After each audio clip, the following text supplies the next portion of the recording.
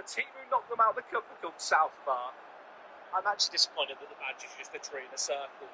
I was expecting something very different from a team called South Bar. The idea and plan for the team is just work towards the playoffs and hopefully eventual promotion. To be honest, it's not even that. I want to get the Premier League. That's what it is, yeah. Maybe get more money.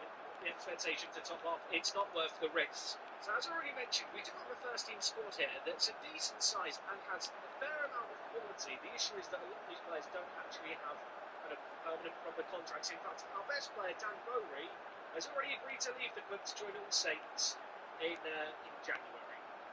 That's annoying because he's a very good centre-back.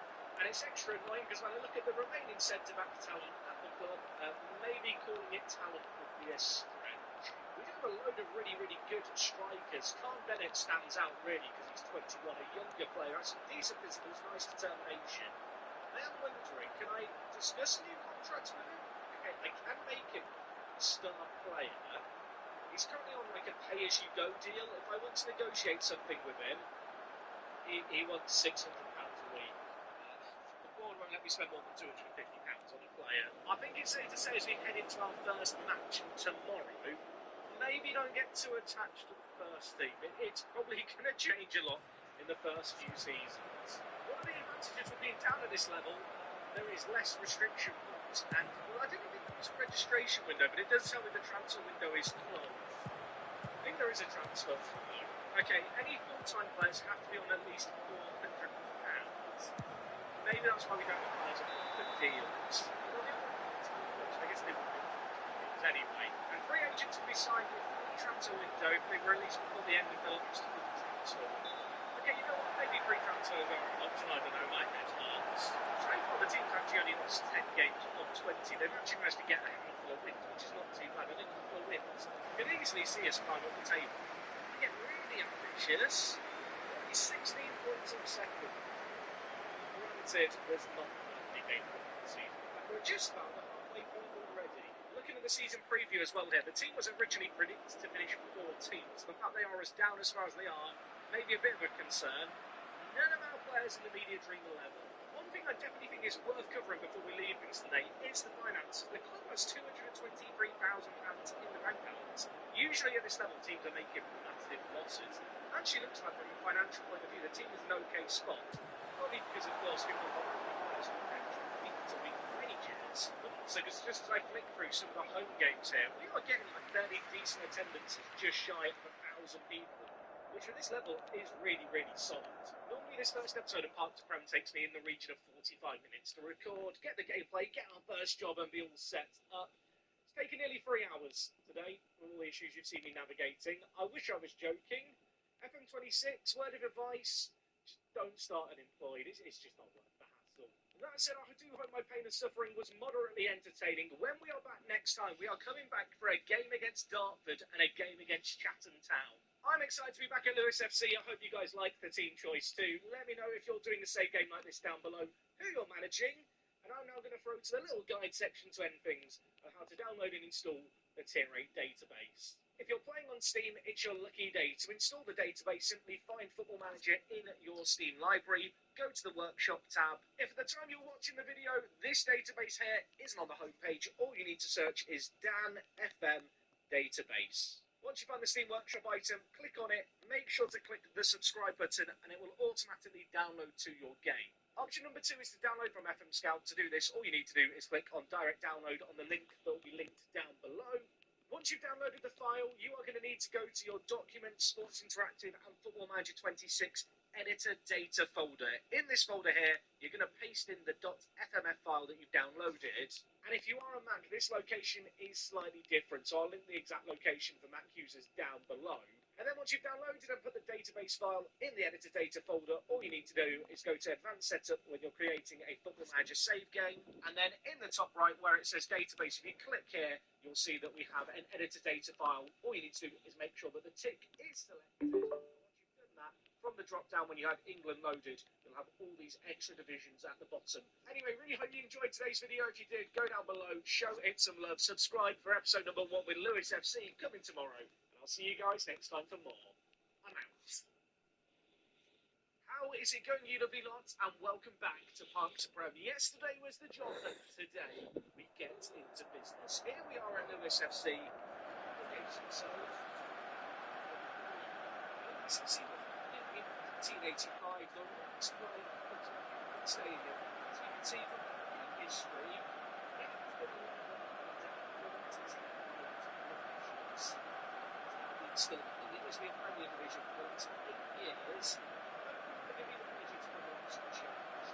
It's the season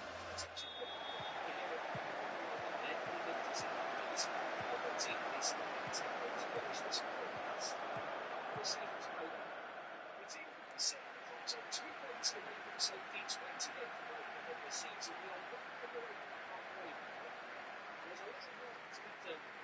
Sadly, no one to do with competitions. We are out for the transaction this year, though. It's important to finish. We're going to be in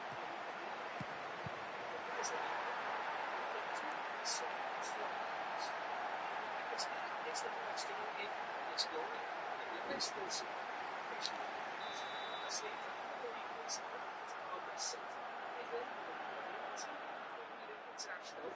is leaving to join all saints. He's also the club captain, and I feel like with the captain championship, that's not a good sign. Current top goal scorer at the club is Dan Bassett, another player who is wanted by teams elsewhere. He is another player who is not on a full-time deal. He's not on a part-time deal. He's on one of these pay-as-you-go deals where he gets paid per match. That does mean he can leave us at any time. I've just added another column to our view here again with appearance fees. We have Jack Merchant there who's been paid £350 per appearance. For his ability, I'm questioning if he should even be. It's a wage budget of £2,400 a week. One thing to note is a lot of these players here aren't on week-to-week wages. Also, a portion of their appearance fees that does get taken out of the wage budget. So it would maybe be in my interest to get rid of Jack. To actually have a couple of left on the wage budget. There's £300 to maybe bring in some players. I think I can also just scout the budget to transfer budget. Then maybe also come back to me. Or maybe I can't. I think that is one of those Fm26 things where I hit the tick like numbers. So Jay looks like a great level to the performance level. He's one price to the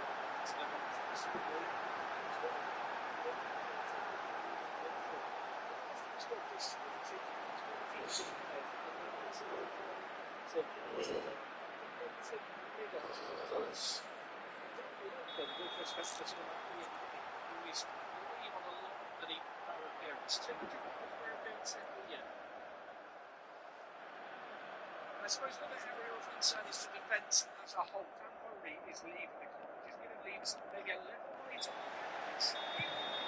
Areas to work better, but that defence needs to be listening. It seems like left, and then I'll pretty much the only that is unless I'm going to count Mason Ojo, who's a region who started his time at the club for the first season.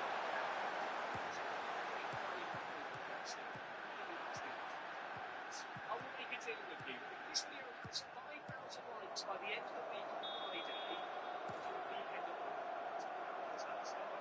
Sound good? If you want some activities in the coaching stuff, this should be an outcome. If you really understand so you think coaching is a scout. Currently we don't have an assistant manager ahead of youth development. We have nonsense lots of coaches and stuff. Obviously at this level, I'm not going to have a massive impact on the staff team. It's going to cost me money at this level.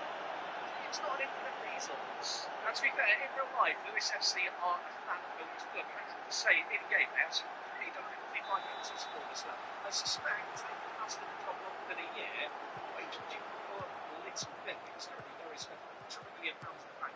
Their healthy profit has been made all season so far. Hopefully, it's the level of be a best or probably not decide how much it is. Just for a little bit of context, our wages per year are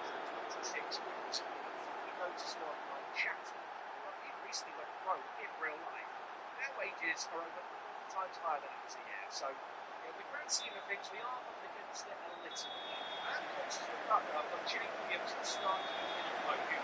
It's a team to start meetings after the weekend. I'm sorry I can't start here. I have no doubt it's a decent one. For justice, the money makes absolutely no sense. Can I turn it off?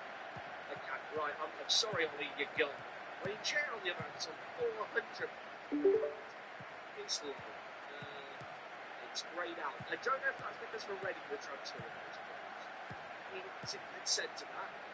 He's not £400 good, is he? The facilities for the club are actually good. The stadium, the dripping, is actually a very good stadium. I believe it seems from Wembley.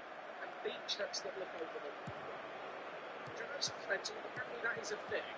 And I will say that the long-term plans of Red fans, don't worry, we'll be bringing back the away days this year, just not in the first half. There's a lot to catch up on here at the club. The first game in charge is in 5 days' time. We are taking on Dartford. They're in 16. I wouldn't say it too early. It might be a wonderful game. I'm going to go look at this squad a little bit further. I think there's a few players here at the top I need to release. I want to try and get in some of my own talent. There's no transfer window. I feel like we need reinforcements. As in N'Golo Kante once said, ladies and gentlemen, it's match day and there's a match. I got rid of a lot of players, right? We're down to a senior first team of 18 players. And none of the placements have arrived bar one. I don't have a lot of centre-backs. I don't have a lot of full-back coverage for Jack Birchall was just not too much. So we've released him. Ian Gale also not a bad player by any means. He was just simply on far too much for World.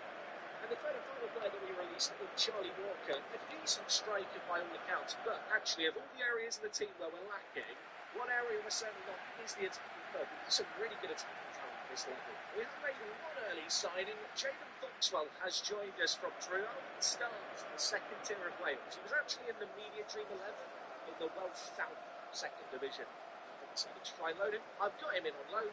He is a left back. He is only here to the end of the season, albeit, but on £130 a week, I think he's going to offer some immediate quality. I think alongside Clement Aslaidu, the left back position should hopefully have coverage now. He wasn't the only addition we've made, though. I have an assistant manager and I have a head of youth development. Unfortunately, perhaps they are the same person. And Mark Blake, welcome to the club, new assistant manager. Wasn't necessarily expected a lot from him. He was opening between both clubs and wasn't expected. So, welcome, Mark. This could be the start of a beautiful relationship. I have been offering some trials to players that play in the left back and right back area, looking at that. To be honest, the first two players I've brought in, highlighted in yellow there, not very good. Now, we have picked up the transfer room feature this year for the manager. I think it's brilliant. It just turns out it's absolutely useless as well. He set some requirements and no one has replied with any players, which is unfortunate. I've got some players that we are waiting and hopefully signing. The first is Danny Devine. This guy is 25 years old.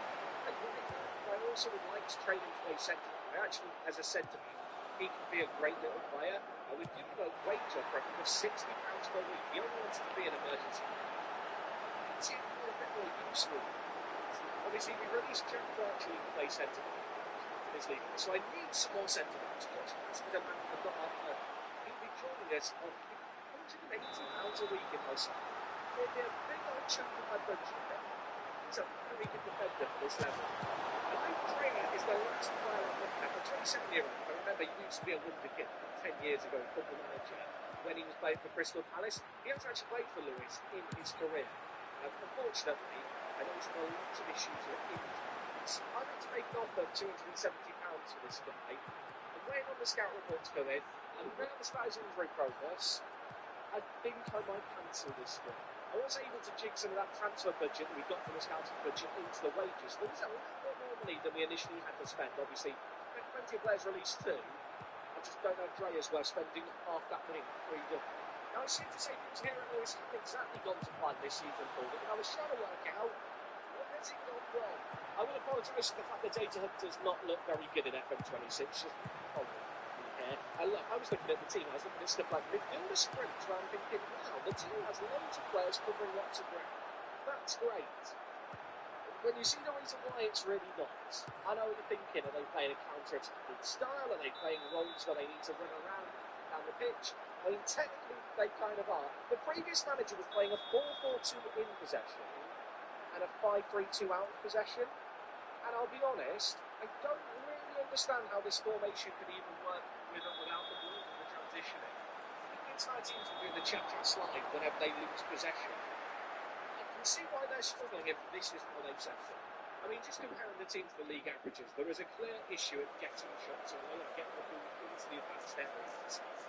It wouldn't entirely surprise me if the fact they're trying to transition from that 5-3-2 into a 4-2-4 is a main reason. And another area where the team is still struggling, but again, I think this just comes back to the in and out possession formations. The centre-backs are losing the ball a lot. I feel like we need to be a little bit safer in possession. I think it goes without saying, after the first half of the season, we have to view ourselves as underdogs going into games. And that's why I've decided to go for a kind of counter-attacking system. When we don't have the ball, I want us to just play a 5-4-1. It's nothing flashy or fancy, but we need to get players behind the ball. We have an abundance of average centre-backs and a lack of centre defensive mids or centre mids. So I think this makes sense. I do feel a bit sad for Finley Chadwick. He's a centre attacking mid by trade. He is going to have to learn to play a deeper role for us. But if he can pick this up as kind of a deeper, more creative player, I think he could be very useful. And when it came to building this team, I really looked to the final third as a place where we can make stuff work. We have Bassett, who can play out on the left-hand side, great little player who can play at left wing and striker. On the right-hand side, we have Carl Bennett, who's a slightly younger and quicker player, but again, a striker who can play in those wide areas. Absolute baller, but the previous manager hasn't got a song out of him. Great pace for this level, decent off the ball, really well-rounded technicals as well. The 25-year-old is someone who I feel like should be returning more goals than he's scored so far. And with these three players, I think they are just the main outlet for us. So in terms of how we're looking to play, without the ball, and Bennett are going to drop wide. When we do have the ball, we're going to the hallowed three strikers. If you watch parts of Brentwood Town or Town, you're pumping your fists right now. This is a similar shape to the one we ran in that save game in the Premier League. I do want to try and build the play up from the back rather than just pumping it up to our free attackers, simply because they're not the best players in the air. And I do feel like with Foxwell's addition and Bernal in the wing-back areas, we have got a little bit of ability to make stuff happen. So we're going to distribute it to centre-backs. As we get into the midfield, you can kind of see the shape emerging here. The left centre-mid is going to have that permission to get slightly further up the pitch. We are looking to pass it into space, and I'm hoping that those channel forwards are going to have a little bit of space to run into on the counter-attack. And then in the final third, I'm really hoping the wing-backs are just going to be able to swing in some low balls to Bassett, Hutchinson and Bennett. With their pace, I feel like they're going to be able to get in behind opposition defenders, especially because of our bad start to the year. I think teams are maybe going to underestimate us a little bit and play on the front foot too much. Out of possession, of course, we're not doing anything too fancy here. It's just a 5-4-1 at all stages of play. I wanted to just try and be difficult to break down. The defence has not been good this year so far. And again, to try and help invite teams onto us, we are going to play with a lower defensive line. No point in trying to stop goalkeeper short distributions with just Hutchinson left up front. Doesn't mean we're not going to press when the opportunity presents itself, but I am looking for quick turnovers to quickly then spring the attack, get our two wide players alongside Hutchinson, and just try and cause some issues on the defensive line. I have no doubt we are going to be adapting it over the next 22 matches. Right now, we only have a first-team squad of 17 players. There are some players in the youth team that I could promote if we get injuries. Of course, I am looking to recruit some players in. One thing to note is only 5 players on the bench in this level. So, yeah, it's not like I need to have a load of backups, really. Coming into this game with 5 wins in 20 games, can we try and cause a bit of an upset today? I really, really want to. One man I've not talked about who looks happy in goal, Ollie Camis. Free agent signed from Bournemouth. Not something that's happened in real life, but the previous manager brought him in. Really good decision the previous manager made in Football Manager. Looks like they are going to be playing a 4-3-3. I kind of feel like this might match up quite nicely for us. I just feel like a 5 at the back that we play without the ball against 3 attackers, like, we should be able to man-mark them and then some.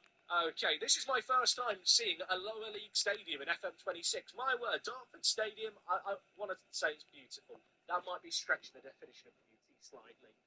No one has ever described Dartford as beautiful. All I'm saying is there's a reason the most notable landmark in Dartford is the bridge that takes you away from Dartford. Anyway, Janet, let's get it forward. I'm just on Dartford. Apologies to the Dartford faithful. But now, curtain inside. Where are you going? The right back shoots. I mean, it would have been incredible. It could still be. Foxwell shoots wide. I think there was an offside there, but good to see both wing-backs kind of helping out the attackers, right? Really kind of forming a line of 5 attackers. I want them getting high up the pitch. Really trying to overwhelm this back 4. Halfway through the first half, no goal conceded. The only shot on target has gone our way. This is fine. I mean, I kind of want to win from here. I'll tell you what, if the Lewis fans think I'm bringing some sexy football, they might be questioning that right now. It's 0-0 at the break, and there's been one highlight all half. Okay, got shouty for the first time in Hearts Prem this year. They're all fired up. I wish I could say I've got a load of options on off the bench that I can tempt myself into bringing on. The options on the bench aren't there. We have absolutely no squad depth, which is always concerning if we do find ourselves a goal down. The ball is whipped in, it's headed away. Can we now spring the counter-attack? That's it, bringing it forward. We have pacey attackers. It's our big strength. The two wingers link up. Shea Hutchinson shoots. Why has he done that? He's in the crossbar. I can't really be upset. That was amazing. I'm beginning to understand why Shea Hutchinson hasn't got the goals you might expect him to have with his ability, if that's the kind of shot decision making he's making. I'm just looking at my sub options and I kind of feel sad. I mean, I've got Clark, who's a decent little player who can play out on the left hand side and at striker, so he fits the system nicely. He has got 13 acceleration and pace. You know what, Billy? I'm bringing you on. Dolo is another player we could bring on. He can play on the right, but also as a striker. It takes a little while for him to get up to pace. But once he's up to speed, he's got 13 of it. I feel like with that system, the wide players have to do a lot of running. And it's going to be a frequent change this year just to get fresh legs on in that part of the pitch. Anyway, we've made the changes. Let's see if they can make something happen. It's Billy Clark giving it to Chadwick. Foxwell, Chadwick. Can we make something happen here? Centre-back stepping forward, gives it to Foxwell, the Welshman on his debut. Imagine if he can turn hero immediately. Back post is whipped. Perry hot sauce. I will say I do also love Perry Ian Dolo. I don't know why everything has to be about food with me. We have had a little bit more of the ball, but now we've got to try and see it out. Our 5 men at the back need to park the tank here as they try and make something happen. Ball stands on the ball, gives it to a man whose name I'm not going to say correctly, so I won't say it. They've hit the post. You're getting away. What is happening? This is chaotic. They've got us pinned back. I'm not having fun. Can we end the highlight? Time out. Thank you. Foxwell over the corner. The left back already has 1 assist. Imagine if he gets another. Imagine if my signing of the season ends up being a man from the Welsh second division. Jay Williams scores his 2-0 Lewis. Ball was whipped towards the near post. We had 1-man meet v3. And Williams is the man who jumped highest. I'd like to apologise to Jay Williams for the fact that I said he was overpaid on £400 a week. He's definitely worth it. I mean, what a performance this has been. They hadn't won one of their last 2 games, to be fair, Lewis, but maybe now we can get some momentum going. That mid-table finish, I still feel like is a lofty goal, but now the right back whips it. Clark's there. Balls to Foxwell. Can he see his name? He was whipped to the back post, headed away, but that left wing back just appears from out of nowhere, shows the composure to take it down, and takes it away. And I'll tell you what, Foxwell's made me look like a bloody genius, hasn't he? And left that loud, following what was 3-0. Clean sheet. When he arrived and I saw his star rating, I thought maybe I've made an error bringing in this man. He might only have 1 strength. I don't care if he's weak as hell. If he can play crosses and score goals, he doesn't need to lift weights. He arrived this week and the fans want to permanently instruct him. Maybe we'll have to try and sign him permanently. I mean, he's out of contract at the end of the season. Who says not? I mean, look, I don't want to get too carried away. We're out of the relegation zone. I'm just a genius. I'm kind of secretly hoping now that we're back with there and maybe getting a few more fights. We can get some momentum. Our next game is against one of the promotion favourites in Cheltenham Town. That's going to be more of a challenge. Some good news ahead of our next game. Danny Devine set to join the club. I think I said earlier it was on £60. It's actually on £45. And Josh Baskett's also agreed to join us. He's joining for £180, which is less of a bargain for him, but there is no denying he is that step up, and I need a quality centre-back. Oh, I don't know if I'm going to do this deal. He's turned down 2 alternative offers, Luke Freya, to join us. £270 a week for this guy. There is a concern. It's this injury history. He's an injury-prone player. I mean, I'm not being funny. We can sign Devine for £45. Like, I could sign a few more players like Danny, or one big signing who might be injured for a long time. going to cancel it. I hope I don't regret this decision. There is no denying that Luke is good. That doesn't mean that currently I've got no deals going on. For some points, they run the players' trials, they reject them, even if you turn inactive transfers. Don't suspect we're going to get another deal done before the next game, but there's £400 in the wage budget, so make no mistake, we are going to be able to continue to improve the team. Interesting to note, Chatham Town we take on in a few days' time. They've just won a game midweek. Maybe they're going to be tired when they play us. But maybe they want to talk with me. After last episode, absolutely not. Terrible space. No, never again. Here's what I'm saying. If you didn't see yesterday's video of the job, you should go watch it after today's video to understand how we got here. It was quite the adventure. Opposition for this next game, Chatham Town, obviously, they have a wage budget 4 times higher than ours. Just looking at their most played formations, almost certainly just going to play a single striker formation, which is something I really want to see. How we play with 3 centre-backs, where we're distributing it to the centre-backs. When we're going up against a local striker, there's always 2 players free to ball. In terms of team selection, this game, Lasky's going to come in for his debut. We're paying him the big bucks. I need him to perform at that. And as he's going to intervene, he is on the bench. Yeah, we are at home here at the Dripping Pan in all its glory. Not an easy game, though. We did have a pretty sound spots game. I'm very fond for this one, but then in the round of comments, as it used to be an FM. It helps me get immersed as... Well, that was quite speculative. Shot of the game. Free kick. Boxwell. The hero of the last game with his one with the left foot. Looking it really nicely with Bennett. Players queued up in the middle. Went towards that post. Cleared away. Only as far as Williams, who looks to run around viciously digging it into the middle way of Chadwick. That's it onside then. I think the number 10 is. He plays it across. Shea Hutchinson scores to give us the lead. I'm not one to criticise the logistics team here. Are there too many stewards for the amount of fans we've got in the crowd? There's quite a lot. There's more stewards than people behind the goal, I think. We have taken the lead in this game with their system of a striker and a centre attacking mid, with kind of the 3 at the back and 2 defensive mids. We should be able to play it out really comfortably and close possession. That's what's happened so far. Well,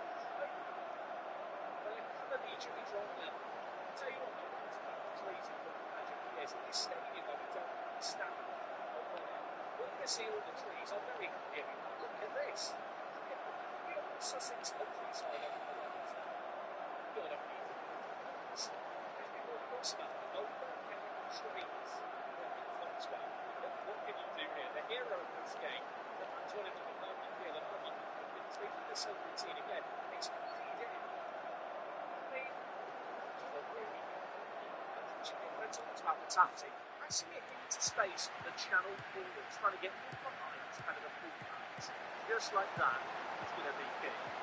I really wish I could plan that move for actually get around to that kick because of it. Boxwell over a corner, we're up to 15. Blimey, I'm on cloud 9, and now we've scored a goal with Bowry. It's 3-1. This is going past as well. This is just going past as well. I mean, Bowry's not going to be here in January. I've got to make them use of his forehead while we can. I will say we have scored 3 goals from 4 shots, but it's not been a good day for goal leads. It's a great day though if you are a Lewis FC fan. We are looking to make it 2 wins in a row and obviously get the green happy smiley face and tell all the players I'm happy. I mean, last game I changed up the wingers. We don't want to do it in this game because our attack is playing so well. We conceded 1 goal from nothing. They've got a set piece. That is always going to make me feel a little nervous. They give it short. Alan whips it towards that post, and we've had a moment of this. Nobody who scored has given away a pen. Now Chatham with a chance from the spot. Number 8, O'Keefe steps up. Oh my word, this is a god. Just amazing. Sometimes it just feels like it's all day. It feels like that right now. Divine for his debut at centre-back. Hopefully he is not going to put wrong here as well. We look to maybe score some more. We are looking good in this game. Bassett has been the man of the match by a mile, and he very nearly had an assist. Still 2 goals to the good, just a couple of minutes left. If they score that penalty, I feel like it's a very different last 10, 20 minutes in this game here. Instead, it feels comfortable for now as we heroically get the ball away with our back 5. Although, what are we doing for now? Vadera behind. 3 minutes out of time. I think we are going get 2 wins into, and our first win in our first home game. And this is a really good performance. That's it. 10.0 rating. Also, for some reason, there's like an alien invasion going on in the background. Kind of reminds me of Cloverfield, if you've seen that movie. Let's not question it, it's Fm26 because, I mean, it's got all those goals. On the other hand, it just makes other teams aware of his ability, doesn't it? If I'm not mistaken, Dan Bassett has played in the Bournemouth League in real life. I think he's actually serving an FA ban at the moment for another month regarding some betting infringements. Don't tell the people at Football Manager I needed playing for me at the moment.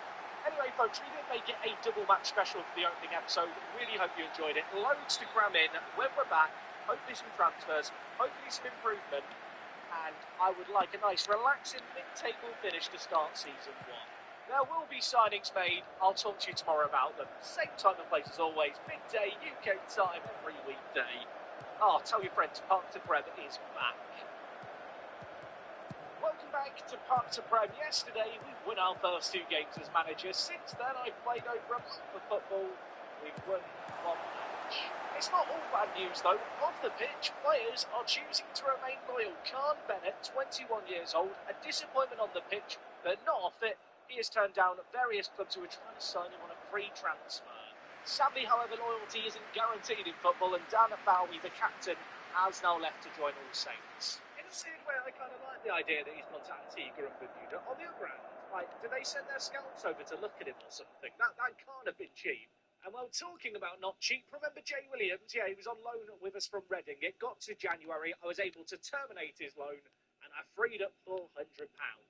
Now, I know what you're thinking, Jack, surely you've gone out and signed a load of superstar players of all that money. Not really, to be honest. A big focus of this year has been about trying to get a lot of the first teamers actually contracted onto full kind of committed deals, so I'm not risk losing them on free transfers. Shea Hutchinson is one such example, the 25-year-old, a great forward, now tied it down for the next 2 years, which is great. Former vice-captain, now captain Ansu Jane has also committed his future to the club through to 2027. And Ollie Commis has also extended his time at the club. And we are now starting to get a bit of a spine to the team and players actually committed to the long-term future here. That isn't to say that all players have committed to their futures to the club, but now Bassett and Bennett, the 3 Bs, 3 starters in the team, still on these part-time deals. But for the most part, just being able to plan beyond the end of this year, I think is a good starting point. We are technically over the wage budget by £63. I can't adjust the money. Hopefully I don't get fired because of £63. That would be unfortunate. Of course, when it came to the first team, we did need to bring in some depth. Our first team was looking a lot on the smaller side, up on each side. A few bargains, I think. The first is Ugonna Emenike. He is a 23-year-old left-back who can play left wing-back. Also training him to play centre-back, where with his 12 jumping reach, 14 aggression, I think he could be a useful player for us. £65 a week for him is a bargain. And I was looking for a similar kind of player who could be the backup at right wing-back, but also fill in at centre-back. In the end, I've landed on Josh Brown here, who I'm not going to pretend is the most exciting of signings. Formerly of Northampton Town, 2 years without a club. He joins us really as an emergency backup. With the departure of a couple of centre-backs, I needed to get in another one. Scott Armsworth is the man we have gone for. He was available from Basingstoke Town for £0 a week. Yes, that is right. We are not contributing any of his wages as part of this loan deal. And that is a relief because, yeah, we don't have a lot of money. What I will say with this bloke, don't expect him to do anything except defend. Look at the technicals. Look at them. I don't know if he's ever actually played football before. I think he just likes kicking people. And last but not least, we needed some depth at defensive midfielder. I went out and bagged 2 players, Jorn Agayi and Francis Burrell, 2 players who I think are decent centre-backs. Agayi is a more physical centre-back. Burnell is more of a technical wonder, shall we say. You can see the head-to-head comparison here. I think Agayi is the better of the 2. Don't be deceived by the fact that the pitch graphic here on the comparison screen is flipped. Neither of these players can actually play as defensive midfielder. So I am currently training them to play there. Yeah, defensive mid is still definitely an area we lack some depth in, and it does now take us to 3 players in Igayi, Francis, and also Chadwick, who we are having to train to play defensive midfielder. But I think once they pick up the positions, they're going to be really good pickups, especially for the wages we've got a lot of these guys on. So off the pitch we've been busy, on the pitch we've been busy too, just not busy scoring or winning all that much. Lots of draws though. Naturally, having won our first 2 games in charge, I thought the new manager bounce was going to be in full swing as we took on Cray Wanderers. We actually opened up the scoring. It was the right back for now, fizzing it into Bassett to score just before the hour mark. Unfortunately, though, they got a goal late back, and from there, we could only muster up a draw. And this is the kind of game where I look at the match stats and I think, we maybe had the better quality of chances, but I don't know if we did enough to win. After that, one of 3 0-0 draws in this run of games as we took on Chichester City, and following on from that, we took on Billericay Town. In this game, I did elect to bring in our 2 new centre mids to see if we could win the midfielder battle. And when Shea Hutchinson scored within the first 3 minutes, I thought we were on to a cracker. Despite that early goal, though, we could not hold on in this game. They got a goal back not long later, really. And from there, they had an absolute siege on our goal. We were defending deep, held on. We actually had a couple of opportunities. Just couldn't make anything count. I really don't want to talk about this game against Burgess Hill. I'll show you the last goal. We lost 3-2. We were 2-0 up. Their goals all came after the hour mark, including Dwaz's effort there. The goalie having an absolute howler. From there, 0-0s against Pottersbar Town and #were frustrating, because I feel like they were games that we could win. And well, against Grey Valley, we did actually make it a 3rd clean sheet in a row. The difference this time was we scored. Admittedly, it was a Finley Chadwick banger. Not a bad finish there, but we did come crashing back down to reality as we failed to score for the 3rd time in 4 games against Cheshunt. They are up in the playoffs. We were completely outclassed in this game. I feel like our run of form really hasn't been that good lately. Our saving grace is the fact that Canby Island and Charles Charlton Athletic are just awful themselves. They have failed to win, I think, over the last 2 months as well. Despite all those draws, and we'll have 1 win and a handful of defeats, we are 8 points clear from the drop with 12 games remaining. But things can change quickly in football, and today I figured we'd come back to test ourselves a little bit. We've got Brentwood Town, who are up in 2nd in our first game, and it is at home. And you know what that means for the first time this year in Parc de Brem? We're doing an away day. We are heading to the Dripping Pan. Oh, I hope our home stadium isn't a disappointment. Now, just as a warning for new viewers to the channel, away days aren't where I leave my house. That would be mental. Instead, we go on Google Maps and review the stadiums that we're playing at. And for today's episode, we are heading south of London to Lewes, which is here. I didn't realise how small Lewes was. Sometimes I'm looking ages for the stadium. There's just one big patch of green. Here is the Dripping Pan in all its glory. The satellite footage is not doing it justice, I feel like, right now. Is there street view? There is some street view. Now, just so you're all aware, still have an obsession with car parks. The reason, they are the universal standard of football stadiums. Every stadium has a football car park of some kind. Here is Lewis's. And I have to say, whilst it's not the biggest, it's classy. Great signage outside the stadium. Also, they're playing a match on my birthday against MK Dons. Get that in your diary. Don't wish me happy birthday on July 21st. Start. There isn't a sports pitch called the Rookery. Love it. Electric charging. Very modern. Also, I think this is the stadium here.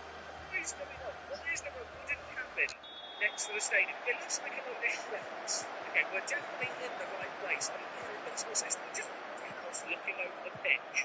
What is going on here? I did notice earlier there's something called the Mount here next to the stadium. Before we try and look at the ground further, I have to look at the Mount. Okay, it is just a hill. I don't know what I was expecting. Now, concerningly, no footage in the stadium. We'll have a tour on the outside. There's about 1,000 different takeaways that I could discuss in this video, and I'll be honest, I don't have time to do that here today. So, as a promise to you guys, I will be dropping more videos about this process in the future. Some will be focused on individual teams, okay? So you guys can look forward to that. I have plenty of praise for the teams that succeeded in this process, and a lot of smoke for the ones who didn't. We're going to go group by group, like we always do. If you guys want to see more videos about CONCACAF, hit subscribe. Drop a like on the video if you could. Let me know your biggest takeaway down below in the comments. I don't care how inflammatory it is. You could say that the Caribbean is better than South America. You could say that Costa Rica have replaced both Nigeria and Jamaica as the biggest frauds in international football. Now, you might get some pushback for those opinions, but hey, this is Deadball TV. We've never shied away from controversy here on the channel. Speaking about controversial, we're going to start with Group A, first match, Suriname 1, Guatemala 3. I got a ton of hate in my preview video for saying that I did not think Suriname was going to go away to Guatemala and get the victory. And I don't really understand where the hatred for that opinion is coming from, guys. I mean, if you look at Suriname, and if you're actually honest about this team, they're a solid team that's good defensively and relies entirely on counterattacks for offense. That's what Suriname is. And they're not a giant in CONCACAF. This isn't a great team. I have nothing against Suriname personally. I don't want Suriname to get eliminated. I don't have a ex-business partner who stole millions of dollars from me and fled to Suriname to seek, a safe haven. Nothing like that has happened in my life. I just watch Suriname and I form an opinion and I share it with you guys. And y'all get mad at me. Look, if you want like a Surinamese channel that just says positive things, there's probably a lot out there, and they're probably speaking in Dutch primarily. Okay, if you want the opinion of a non-biased outsider, because I'm not related to any of the nations that were in qualifying in this process, then you can stick around. And honestly, what I hope for you guys is that this is a humbling experience, because this is a humbling result. Y'all got spanked by Guatemala in this game. That's not hate. That is a fact. We're very fortunate that Guatemala didn't score 4 or 5, because if they scored 4 or 5, you would be eliminated. Okay? And the only reason you're not eliminated is because of a Samayoa own goal in the 93rd minute. If that doesn't happen, you guys are gone, and Honduras is going through to the playoff instead. Those are the facts of the situation. These are not my opinions. And before I move on, I will just extend the olive branch once again by saying that I think the rise of Suriname is a huge net positive for CONCACAF, and I want Suriname to get better because I think it helps the entire region. And I want Suriname to do well in the Intercontinental Playoff. If they qualify that way, it will be a huge success story, and I will cover that on the channel. I'm not praying that you guys fail. I have no vested interest in this. There's no monetary incentive I have, emotional incentive that I have for you guys to lose, okay? I want you guys to do well, but I'm not just going to say positive after positive slop so that you guys feel better and your egos are satisfied. I will say, talking about the game, Bison dropping out due to illness could not have happened in a worse time, because I said that Bison has been the best goalkeeper of round 3, and I still think he was the best goalkeeper in round 3. I will make a round 3 best 11. Hit subscribe. Spoiler alert, he will be the goalkeeper in that position. He's been so good. And for him to lead the game, it's probably not a coincidence that Guatemala would go on to score 3, is it? Now, switching to the Guatemala side, this is a huge win for them. This is a huge, huge win. I said that Guatemala would win if we got some Oscar Santis magic. And oh boy, did we get some Santis magic in this one. Goal and an assist. Should have had another one. Aaron Herrera's got a great cross that goes across the face of goal. Santis barely misses it on a slide. I thought he was incredible. And Guatemala were incredible. This is why I've said in previous videos, I don't think Luis Fernando Tena deserves a lot of hate. I don't think that people should be calling for his head. At the end of the day, you guys didn't lose away to Guatemala. You took 4 points against Suriname. You ran them off the pitch in one game. You beat El Salvador away from home. The entire reason you guys are eliminated is El Salvador match day 1. Somewhat fluky result. Did El Salvador deserve to win the game? No, they didn't. They didn't deserve to win. A 0-0 would have been a fair result. And if it was a 0-0, looking at the stats here, you guys would also be on 8 points. You would have been in third place still. Excuse me, would have been on 9 points and still in third place based off goal differential. But who knows what that does for Guatemala morale going forward. I mean, and what happens if Suriname don't equalize super late in the game away from home? This was not a bad qualification for Guatemala. This is about what I expected, battling for second place. And you guys did battle for second place. I think everybody should be walking away feeling pretty good about this. And I have a ton of respect to the Guatemalan players for giving the fans this type of spectacle in this send-off game. We'll talk about Trinidad later.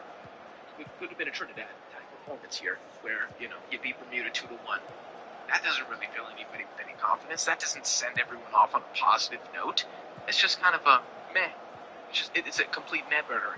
3-1 to Suriname is not a net burger. I thought Guatemala were fantastic. Ogel Escobar coming in as well, scoring with basically his first touch of the game. Darwin Lam getting a goal in this one. This is what Guatemala at their peak can look like. And I think the only guy who can get them to that peak is Luis Fernando Tena. So I hope that he sticks around. I don't know what the plan is. Maybe he's already announced his resignation. I don't know. But I think we have to look back at his tenure as a success. Of course this stings. Of course this sucks.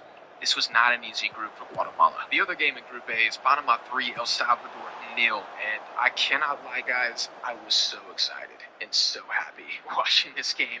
I love the Panama story. If you don't love this Panama story, you're a hater. That's hatred. Not me saying that Suriname can't create chances from open play. That's not hatred. That's just calling it how it is. People praying that this Panama team fails despite playing arguably the prettiest football in all of CONCACAF. That is crazy to me. And you have to give Panama credit for how they performed in this final window overall, because the target has been on their back the entire time. And they got El Salvador, Guatemala, and Suriname. They got some borderline derby rivalry games and one of the toughest defensive teams in all of CONCACAF in Suriname. There were plenty of potential banana peels. They were struggling. Everybody was questioning. Everybody was questioning everything about this team. Everyone was like, maybe Panama were never good. Maybe everything was a fluke. Oh my God, are Guatemala better? I mean, the storylines that people were running, mainly from people who are Honduran and hate Panama, admittedly, Guatemalans as well. It was trying to downplay and destroy everything these guys have done. And honestly, I feel like justice is served. They have been the best team, I think, in Group A. And I think they've been, if they're not the best team in Group A, I think Haiti has an argument. Sorry, if they're not the best team in qualifying, I think Haiti has an argument to say they were also the best team. Honduras were one of the best teams until match day 5. We'll talk about that later when we get to Group C. But this is the best team in this round. This is who we want as a federation to represent us at the next World Cup. So congratulations to Thomas Christensen. Congratulations to Panama. Fully deserved it, man. I mean, in this game, they bullied El Salvador the entire time. I'm telling y'all, the Ismael Diaz, Eric Davis, Andres Andrade, left-hand side of Panama will feed generations. How many times do I have to say that Andrade back in this team makes them so much better? You cannot have Panama operating at top capacity without Andrade as one of the center backs. It's impossible. Looking at the stats for this game should almost be rated R. I'm not going to lie to y'all. 21 shots for Panama, only 6 for El Salvador, 10 shots on target, 8 big chances created. 8 big chances created? I got to look back. I think that's the new record for qualifying in a game. 8 big chances created from Panama in this one. They completely deserved it, and I'm so excited to see these guys at the World Cup. I don't think any team deserves it more than them. Moving on to Group B. Jamaica 0, Curacao 0. It's, first off, the CONCACAF hipsters, which I would consider myself somewhat of a CONCACAF hipster. This is a glorious day. Curacao in the World Cup. Forget Jamaica for a second. The smallest ever nation to qualify for a World Cup.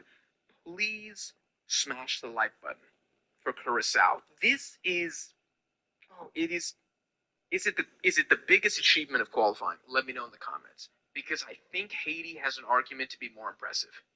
Not because of size, but because of difficulty.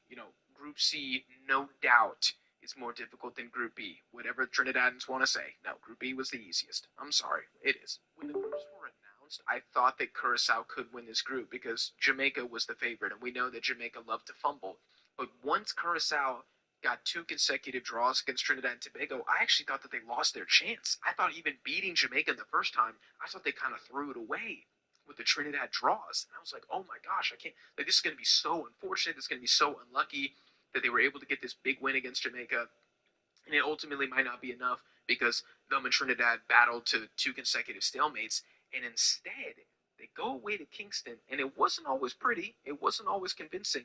But they do enough to get a draw, and they win the group and condemn Jamaica to the playoff. It's beautiful. This is why you love football, because things like this could happen. So a massive congratulations to Curacao. And here was my dumb self saying, I feel like Trinidad versus Curacao. I'm not really sure how much of a difference there is there, and maybe that was one of my bigger L takes. So again, congratulations to Curacao.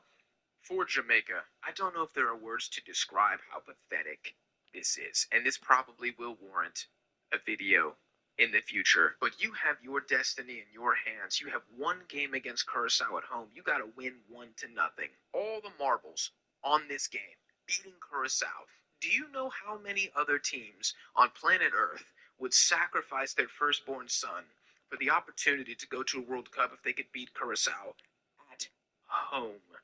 And this is not insulting to Curacao when I say this. Any team would sign that contract.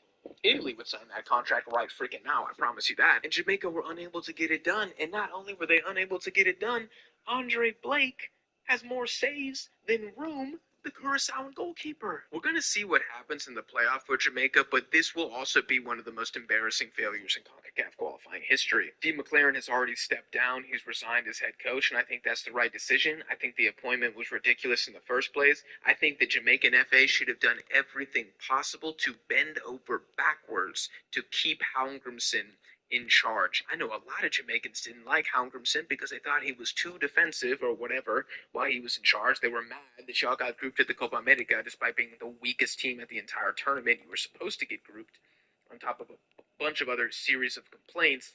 And now where does Jamaica go from here? There are a lot of potential ramifications here, and some of which I actually like.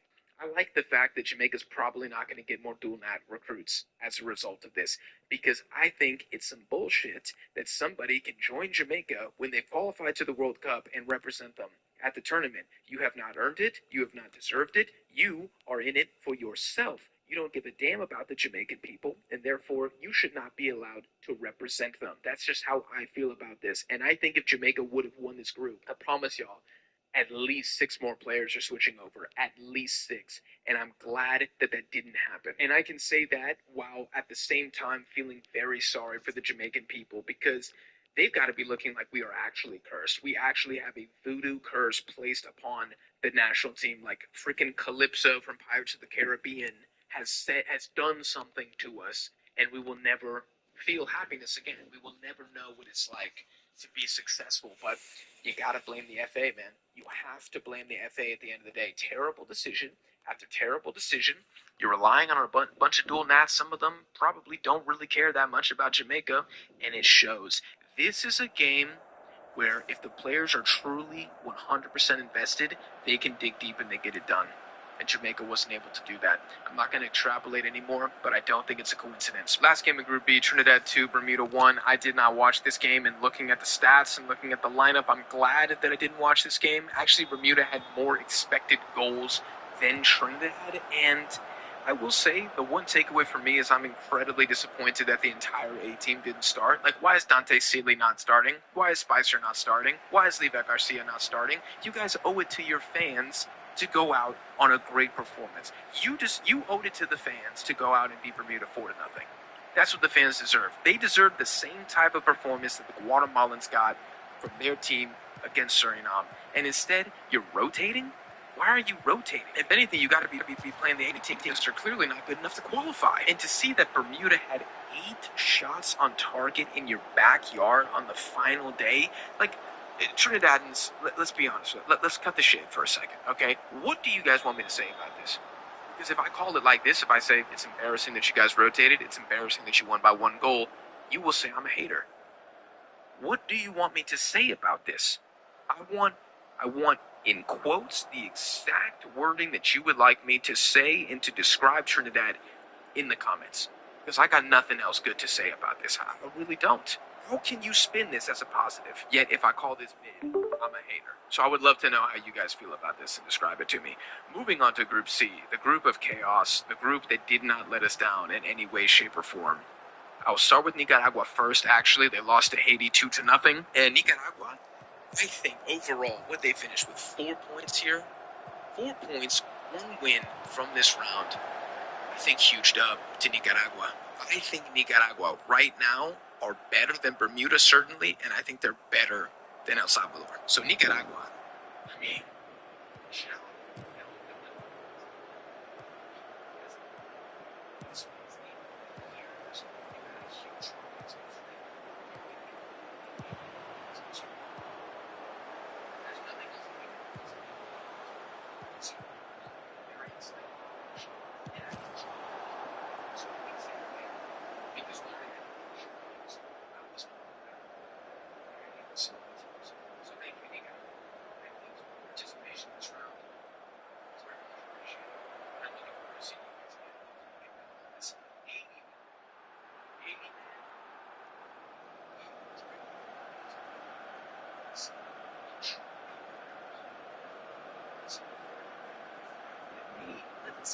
I don't even want to talk too much about all the stuff going on internally, country, and I feel so bad for everyone that it's just a mess over there. They couldn't play a single game at home, which is a huge disadvantage for anybody in CONCACAF. When they're playing this Curacao, it's not a sold-out Haitian crowd. It's not. And even if it was, it would never be the same as being able to play at home. So that's a huge disadvantage. They also got Honduras and Costa Rica in the group, which, when the groups were announced, I don't think many people expected them to finish above both of them, certainly.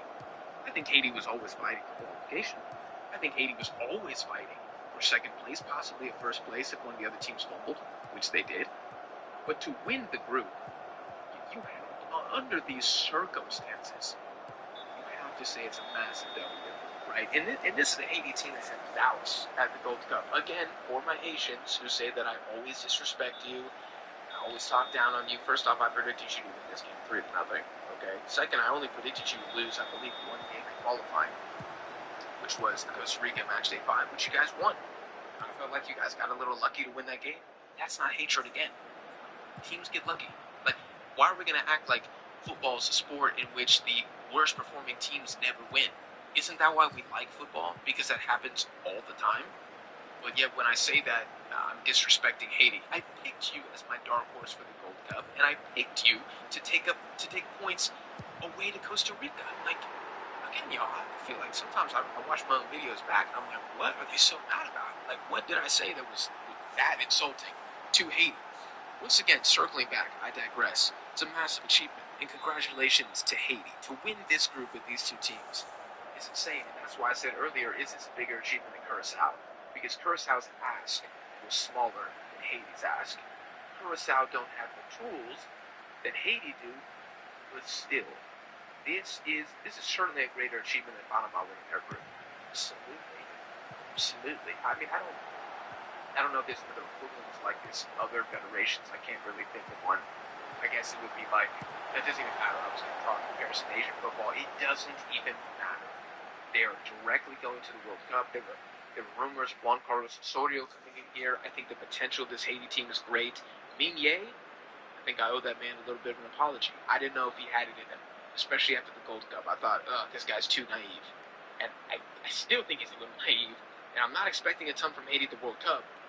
But I do think that the talent of this team overall, some of their new players, Bellegarde, Delcroix in the back, they have enough difference makers in this team to get the results that they need. So shout out to Haiti. Again, it is freaking awesome, man. And I am excited to see them at the World Cup. I do think they have one surprise punch-in-the-mouth type performance against some European team or something. I really do. I'm excited to see what they can do. I also think Haiti, we're talking about entertainment, teams that are fun to watch. I enjoy them. And typically I want those teams to succeed. I don't want to just see the 5-4-1 turtle teams advancing over and over and over again. I want to see teams that are more expansive, that try to go for it more. Teams that, I guess, Honduras and Costa Rica might not qualify, though Costa Rica are certainly a more offensive team. This game was trash. 0-0, trash. It was just half chance after half chance. Nobody really did anything. Andy Najar was my player of the game. He also had the only clear chance for Honduras in this one. Everybody expected either Costa Rica or Honduras to win the group, and people would have expected, if they didn't, if Haiti were to win the group, you would surely expect one of them to be good enough to make it to the playoff, and they didn't. And I'll start with Honduras because I think I have less to say about this. Rueda, I think he got it all wrong in this game, man. I think he got it all wrong. Some of the substitutions were terrible. They clearly knew that Guatemala was beating Suriname by 3 goals, and they decided to park the bus and leave their destiny in someone else's hands. And I think rightfully they were punished for this. I hate to say it because I like Honduras. I respect them a lot. They kind of deserve this because they did it to themselves. They said, let's just hold on against Costa Rica. Let's not try to win the game and guarantee survival. Let's get the draw and pray that Guatemala can win by 3 goals. If that is your strategy, it will always be. And I don't think Honduras really approached this game very well. They were better in the first half. So again, clearly they heard the news that Haiti scored and was now winning the group. this game. I thought Rueda was an absolute coward. I don't know that's a strong word to use, but it's the truth. Objectively speaking, a 0-0 draw in San Jose is actually pretty good. The reason that Honduras are eliminated is because of what happened in match day 5. And that's what I said. You cannot lose away to Nicaragua. If they get a draw in that game, guys, they're alive. They have nobody to blame but themselves. You want to talk about a team that collapsed in the final window. You know, if Panama, under all the pressure, gets 6 points, away in Guatemala, huge points. At the opposite end of the spectrum, you have Honduras, so 1 point. At the opposite end of the spectrum, you have Costa Rica, and I'm drawing a 7 points, but I'll give you guys the title now. This is the biggest failure in history. This is worse than 2018 United States, and I hold with it. Because not only did you not finish as a runner-up team, not only were you not one of the better runner-up teams, 2 of the 3 advanced, finished in 3rd place. I do not think Miguel Herrera recovers from this ever. I very much struggle to see him ever getting an international job of leading ever again, especially in CONCACAF. Piojo has tried to transform Costa Rica into an offensive side, which was kind of an interesting appointment to begin with, because we don't typically associate Costa Rica with high-flying footy. You know, they're a very defensively good team. That's what's always made them scary. But, you know, appointing an offensive manager in itself is not a bad thing. But appointing an offensive manager that wins 1 out of 6 games is a huge L. So for Costa Rica, I can't even imagine how their fans feel right now. They're probably looking to the team and they're like, we abandoned our identity to appoint a Mexican dude as manager who's supposed to make us an offensive powerhouse, and we beat Nicaragua at home. That was all we were able to do. If Panama did this, or if Jamaica did this, the internet would never let them live it down. But because it's Costa Rica, they just get protected because of the 2014 World Cup run, which was objectively amazing. But that was a decade ago, y'all. It's time to move on. This qualifying campaign is the worst of all time, and they're going to have to live with the consequences of that. From a completely neutral standpoint, Group C did not disappoint even a little bit, but I'm sure Hondurans and Costa Ricans forever will be looking at this and saying, how did we let this happen? How did we let Haiti win the group? And where do we go from here? At least Costa Rica, as parting words, I do think have a lot of good young players. Josima Alcocer was by far their best player of qualifying, and I still think he's one of the better players in CONCACAF. Honduras do not have the same youth talent that Costa Rica have. I think Honduras, a lot of their best players are like mid to late 20s, I would say. It's kind of scarier hours, I think, for Honduras, and I don't think Rueda can continue. Of course, Miguel Herrera cannot continue. He must go immediately from Costa Rica. I haven't even checked the news. He's probably been sacked, but it's just a disaster. An unmitigated disaster for both of these teams, and both of them have no one to blame but themselves. That's the video, guys. That is the CONCACAF recap for qualifiers. There's a lot more I could say, and as I think of it, as I have time, I will be dropping more of those videos, so hit subscribe for that. If you guys enjoy, smash the like button. We got another banger to check out from that boy CJ's perspective. The problem with black celebrities. Yeah, let's go ahead and dive into this one. I already saw the first few seconds of it. I already know this shit about to be heat. Let's go. Anytime white people want to smooth some shit, but they go get that rich and put you on TV to represent the people, you know? They have you asking your questions like, Damon, where did you make this $13 million? And we're not counting. How did you make all this money? Well, let me ask you this. Let me just throw this out at you. You respond any way you want. Mm-hmm. Now that you've made all this money, this $13 million. Is there racism in America? You be sitting there thinking about that paycheck come out. Loose.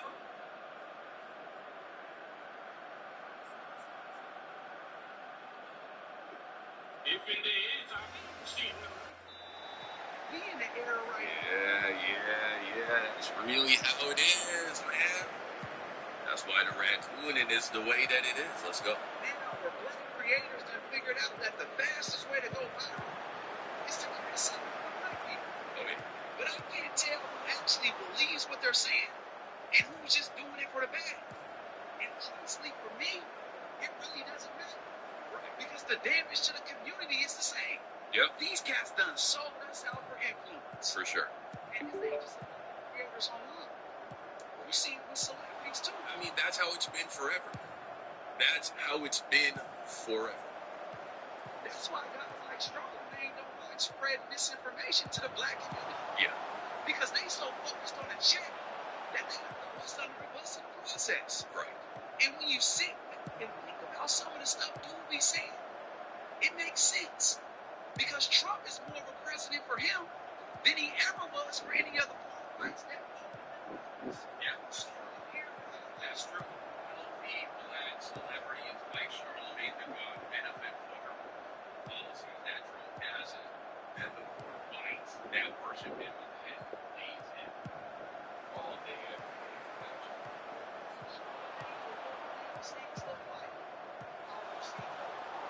Yeah.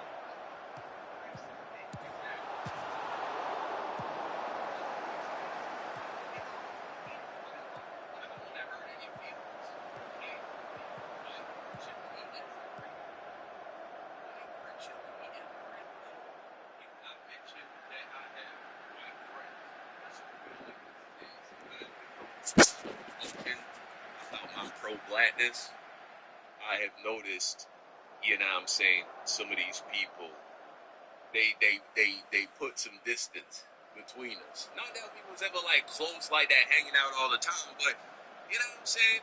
Like you shoot a message or someone shoots you a message and you just can tell that the energy is very different. And I don't be saying nothing that's anti-white, but white fragility is a real thing. Quit feeling uncomfortable. At the age of 12 years old, I shot myself. I was in the house. Police knocked on the door. I was right there. They knocked the door down. Everybody jumped over my body to go get the weeds and they got us in that big truck. It took one guy to stop right there. This cuss heard that. Yeah, what the fuck are y'all doing? I said, oh no, we're just gonna sit there. What the fuck are y'all doing? We called the ambulance. Around here. Yeah. This kid on the phone with the song in his chest. I said, you drunk. Pick me up. I was in the hospital. He didn't pick me up. When I was in the take me, he brought me to the hospital with me. It made 2 inches. The dad waited till the doctor said he's gonna make it. He said, I'm gonna when they talk about it. He was by the snow.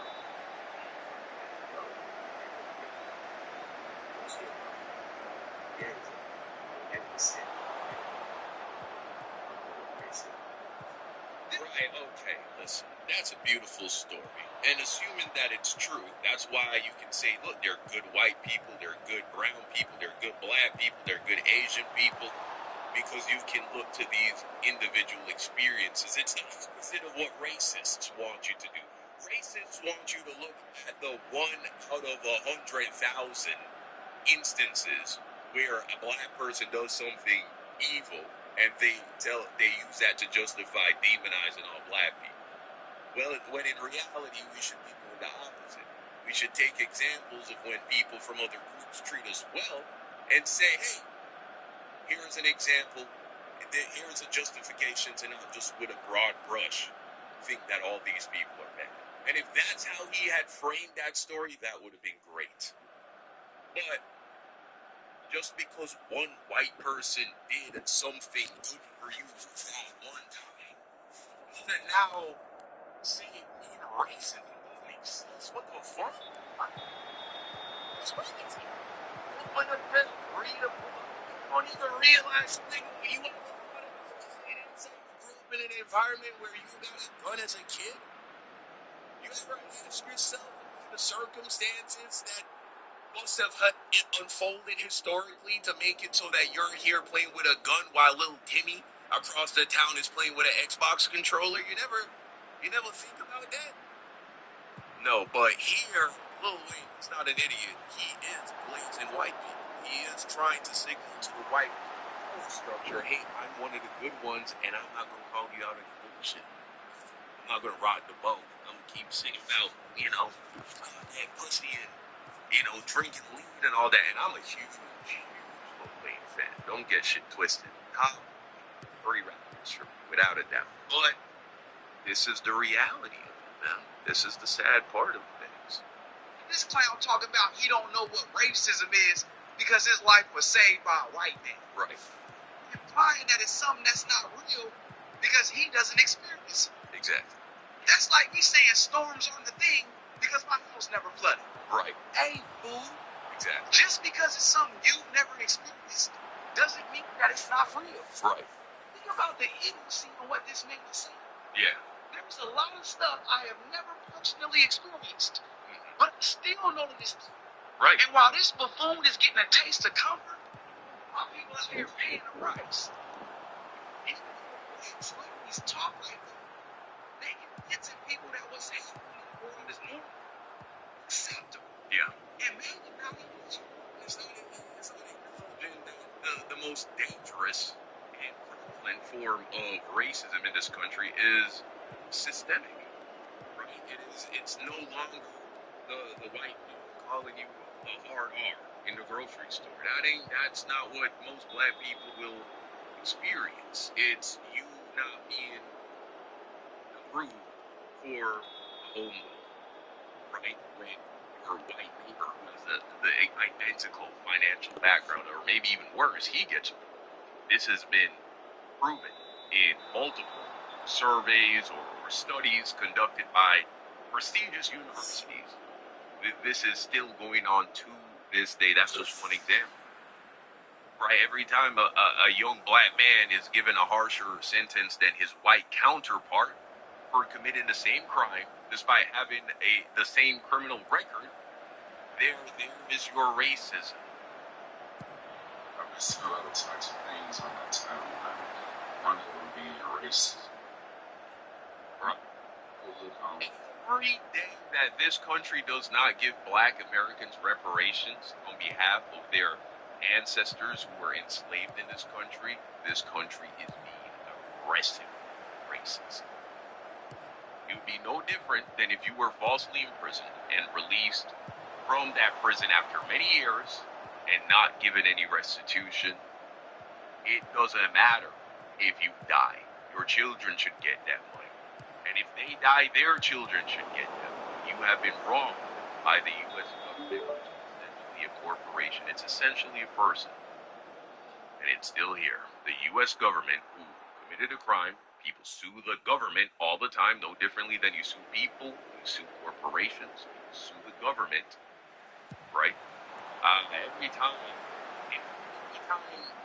the state or the U.S. government versus so-and-so in a case, that's the government operated like a person. Who are you paying taxes to? The government, okay? Well, that government is still here. And it owes niggas money.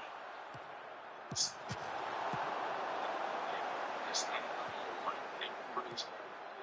So for you to think the whole race is the same, you're a little slow. So I don't look at you like you're that smart. So racist, I just kind of think they're a little outside of that. Let's say as a little what? What this nigga just said? Be racist. I just kind of think they're a little right. Outside of that, let's say they're a little okay. It almost sounds like he said a little alpha, but we gon' as a black person, let it racist. One way to deal with it is okay. I think that's what he said.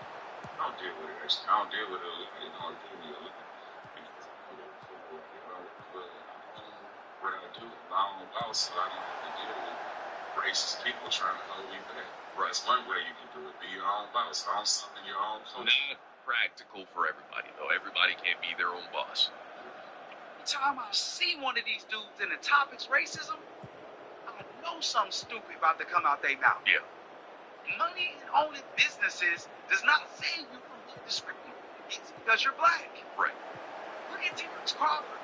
This man is the middleweight champ of the world. Mm-hmm. And was still held at gunpoint by the police for DWE.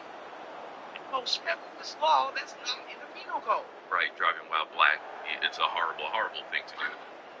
Terrible thing to do. You should never don't drive while black. driving while black. You think money saved him from that? No. And there's countless other situations we can point to where your tax bracket don't shield you from the reality of being black in America. Right.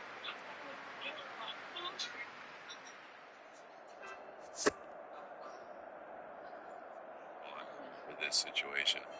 Yeah.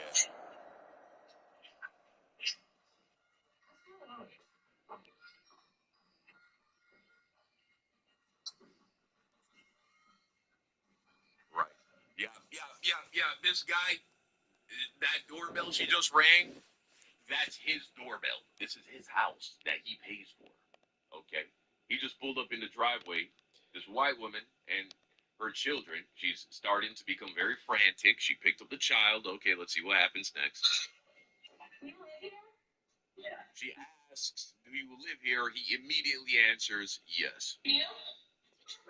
She says, "You do? What did you want him to say yes twice? Huh?" "I don't believe that." "Okay. All right. So what do you want to do about it?" Right. Wow. Yep. Ain't no way a nigga live here. With dreads? Oh, hell nah.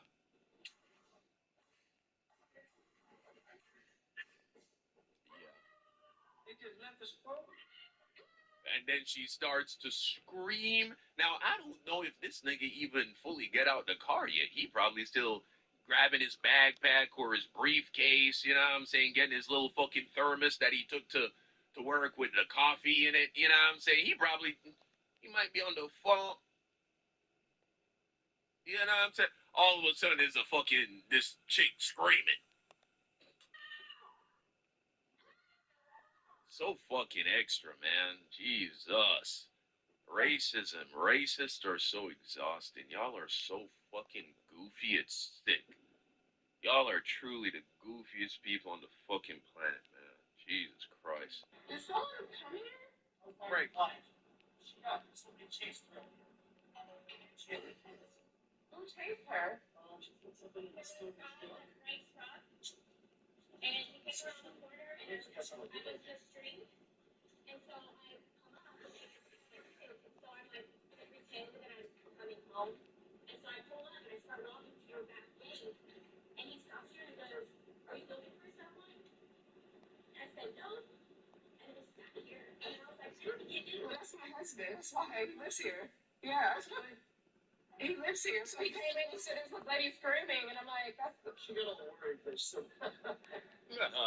Oh yeah. Oh, she just got a little worried.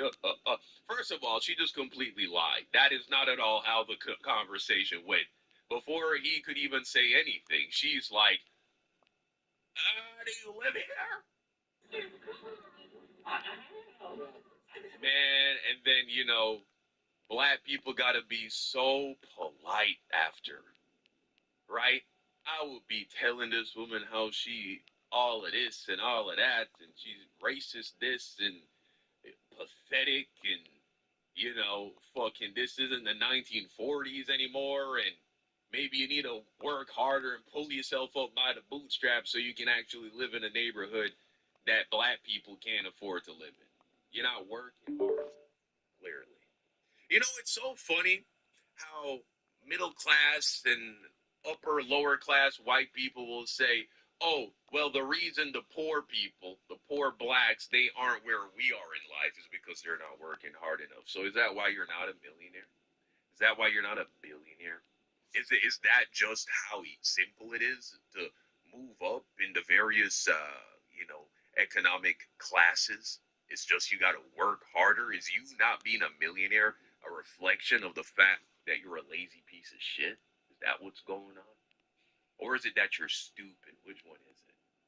Because those are the two reasons they will look at, a black person living in poverty and say the reason they're poor is because they're either lazy or they're too dumb. So, okay, interesting.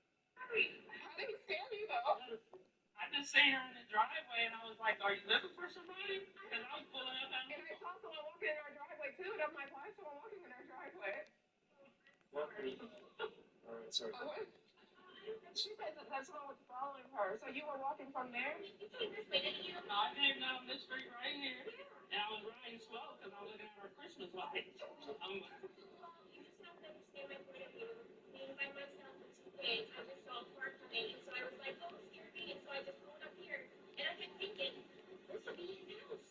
You know, Officer Tatum would go on to do multiple videos defending this woman and blaming the man. Hey, this is my home. You just said you love your friends. I was like, I did. When you was on the porch, you asked me that I live here. I said, yeah. And you said, no, you don't. And you said, I don't think you do. Like, I'm close in my, That's no close in my house. Like, this is not, this neighborhood is probably one of the best neighborhoods in Ohio. You don't have to worry about stuff like that. Oh, finally. She apologizes. No, you need to say, I'm sorry for being racist. That's the only apology I would accept. Say, no, sorry for what? No. We need to be honest with each other.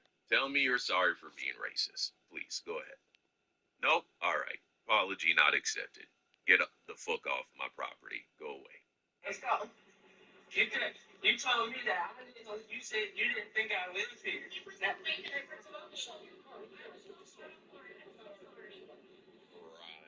Right. Why? Yeah. Why? That's why I just assume all white strangers that I don't know are racist. Life is easier that way. You just assume they're racist until they prove themselves otherwise. You know what I mean? If you had them on somebody else's porch, Especially if they're over the age of 40. God damn. If they're over 40, yeah. I'm just going to assume you're racist until you show me otherwise. And that doesn't inform the way that I'm going to treat you, right? Because I'm a decent human being. I'm just, I'm good. There's going to be some amount of guard up. You know what I mean?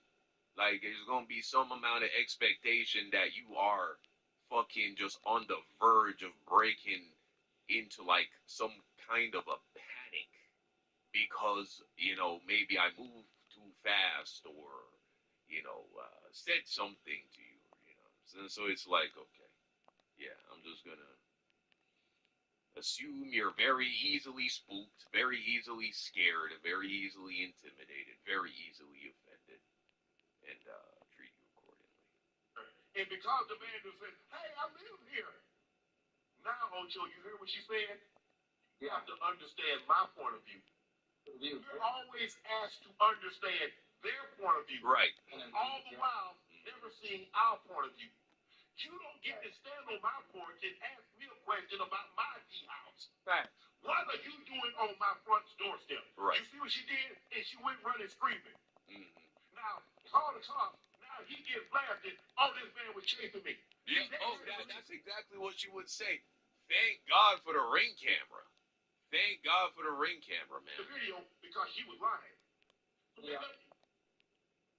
She left them no choice because they tried to handle it. They handled it way, way better than I would have ever handled it.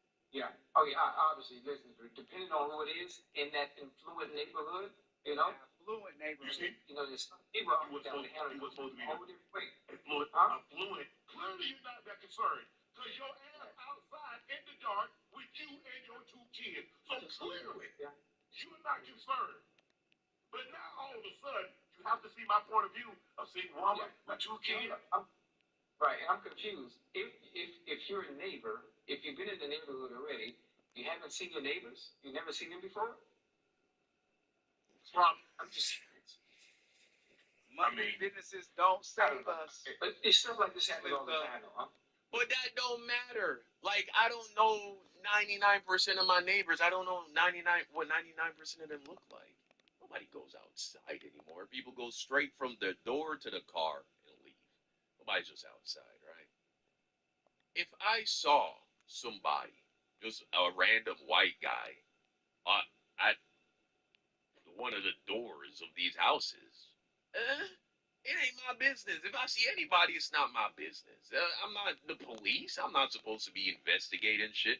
And even if I was the police, I gotta be suspicious that a crime is being committed before I even have any justification to say anything to you. And so, yeah, man, this is bullshit, man. This is absolutely bullshit. But again, black people are so trained to accommodate the racist. We are so trained to be accommodated to the sensibilities, the feelings, the perspective of racists. This is like this is like a real man. It was caught on camera this time. Yes. That's my point. Yeah. What if they can't call on camera? You know everybody's gonna believe her side of the story. Yeah. What if she called the police and the police come and ask this man to identify himself? And he's like, I don't want to identify myself. This is my house. It's so funny, man. These crybaby white supremacists like Nick Fuentes like to talk about black fatigue and how black people are so rude and black people are so scary. I mean, just look at situations like this. But even myself, you know what I'm saying? I exercise, I go for, I do cardio in my neighborhood. I get around my neighborhood. And the amount of times and I live in a suburban area, mostly white people. We got some black families. We got some Hispanic families. We're in Texas, right? And the amount of times where I'm just doing my thing, going through the neighborhoods, I say hello, I say good morning. I get no response. I get a strange look. I get a very reluctant. You know what I'm saying? And it's like, oh, okay, right. That's not rude. That's not being unfriendly. But no, it's justified. Why? Because I'm the black man with the tattoos. So that's justified for them to react that way. But then black people who have just been fatigued by this bullshit fucking society, white supremacist society. We don't walk around with a smile on our face and all our women don't speak with a super dainty, soft voice. Somehow we're being rude. Yeah, man. I'm home. Yeah. You see? And now she done disabled all of her social media, and she done did an IG live talking about people are calling me racist. You don't understand. We understand. We absolutely 1,000% understand what you did. Instead of trying to say, look, I was wrong. Right. You don't get to go on somebody else's front porch, Ocho, and ask him. And if they say, do you live here? He says, yes. You said you didn't believe it. Right. You don't live there. So who cares if he lived there? Your ass don't live there. Yeah. And then, did she not walk away? Left the stroller screaming help? Yes. When these kind of topics come up, if y'all really want to help us, just stay out the conversation. Not only are you making yourself look dumb, but you're giving comfort to a group of people who already love to tell us that we're delusional when we get to discussing these kind of issues. Right. I don't mind you being out of touch, but I do mind you getting in the way of the progress. And next time they put a microphone in front of your face and ask you about anything pertaining to what we dealing with in the black community, don't you open your damn mouth, because every time you do, you giving ammo to the very system that we fighting against. Right, yes. And of course, that last message is in reference to the black celebrities who like to pretend like racism either doesn't exist or it's super rare. Yeah. It's never happened to them. Right. Crazy. Yeah, man, I promise you, if you are a black person, you start paying attention, you'll see it. You'll see it.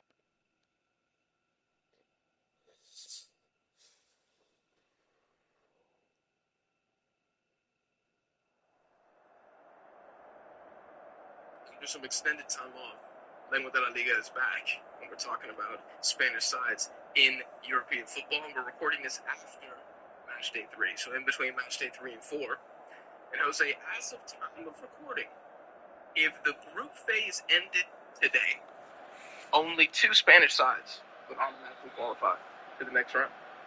Real Madrid and the mighty Rayo Vallecano. Villarreal would be eliminated, and then Barca, Athletic Club, Real Betis, and Celta would all go. How are we feeling? Are we doing well? We look bad. Anybody who missed out on the UCL preview episode, go back and watch.